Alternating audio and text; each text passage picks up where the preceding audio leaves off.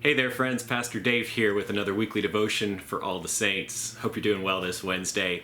It is Holy Week. We are getting close to Maundy, Thursday, Good Friday, Jesus' arrest and trial and conviction and crucifixion before we come to Easter Sunday.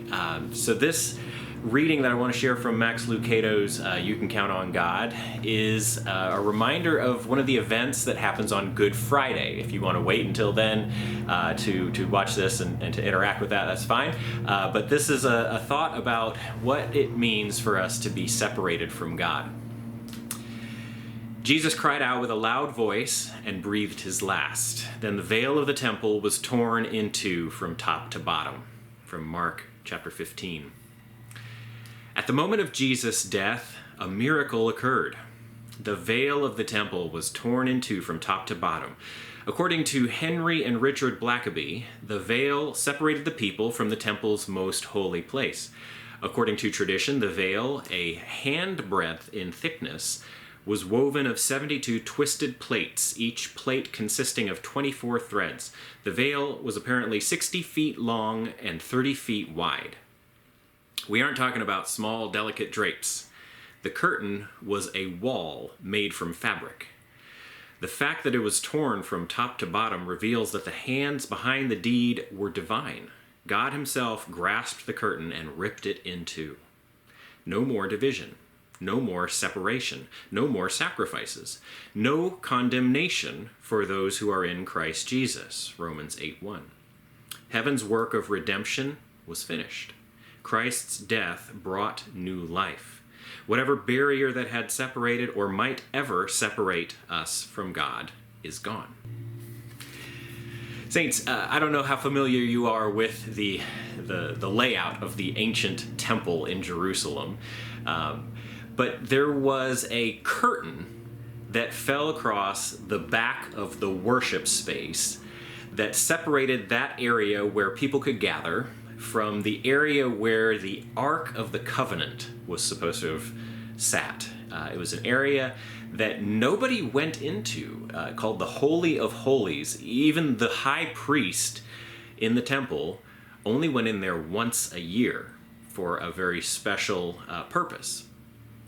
This was an area that was considered to be the presence of God. It was where the presence of God dwelt.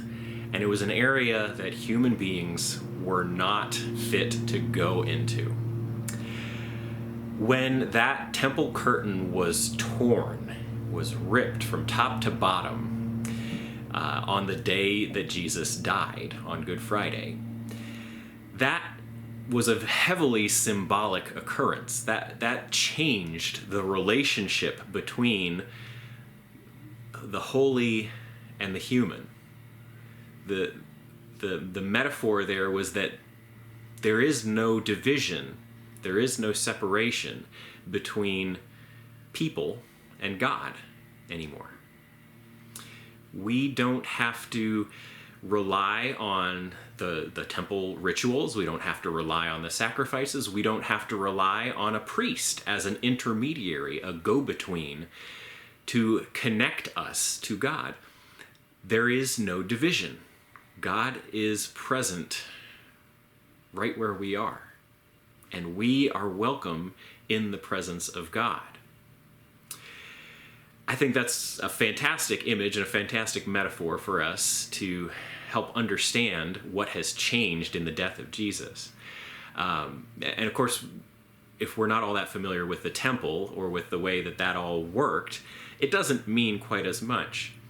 But I think it is helpful for us to hold on to, because there are still ways that I feel we separate ourselves from God.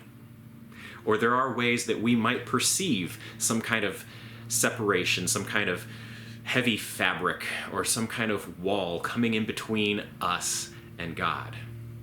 Do we ever feel like we are not worthy to be in God's presence? Do we ever feel like we're guilty, we are ashamed of what we've done or how we've fallen short of God's glory?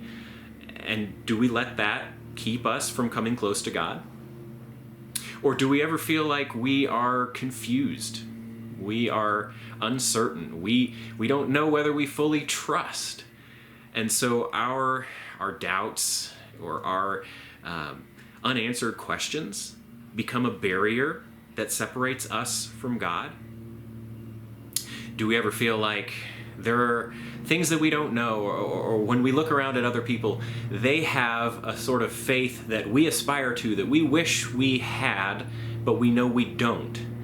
And so that can become a wall that separates us from God.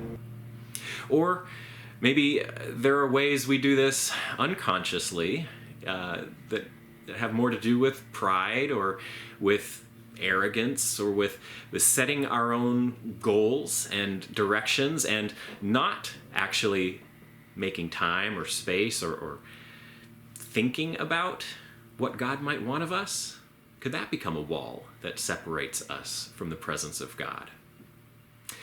Saints, I think that temple curtain, even though it was torn in two in a very symbolic way, continues to pop back up in our lives.